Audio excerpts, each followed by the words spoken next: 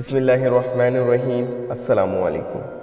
کمزور، فقیر اور گمنام مسلمانوں کی فضیلت کے حوالے سے صحیح مسلم اور صحیح بخاری کی مزید احادیث تھیں جو اس ویڈیو میں آپ سے شیئر کروں گا۔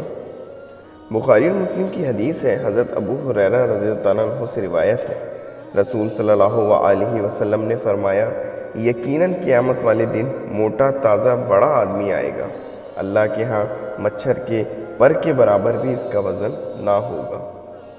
اسی طرح بخاری اور مسلم کی ایک اور حدیث ہے، حضرت ابو ہریرہ رضی اللہ تعالیٰ عنہ سے روایت ہے کہ ایک سیاہ فام عورت یا کوئی نوجوان مسجد میں جھاڑو دیا کرتا تھا۔ راوی کو شک ہے کہ یہ عورت تھی یا نوجوان۔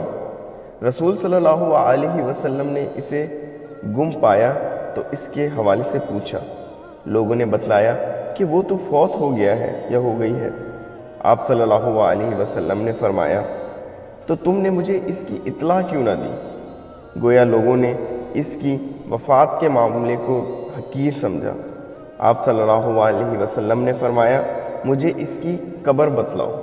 چنانچہ لوگوں نے آپ کو اس کی قبر بتلائی تو آپ نے اس پر نماز پڑھی، پھر فرمایا، بے شک یہ قبریں قبر والوں پر تاریکی سے بھری ہوئی ہیں، میرے ان پر نماز پڑھنے سے یقیناً اللہ تعالیٰ ان کے لیے روشنی فرما دیتا ہے۔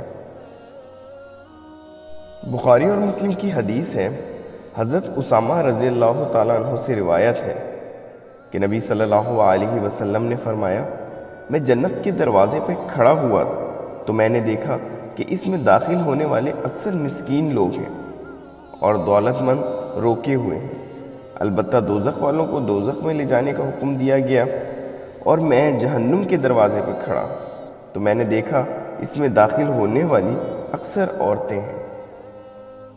اللہ تعالیٰ ہمیں اسے سننے، سمجھنے اور اس پر عمل کرنے کی توفیق نصیب فرمائے۔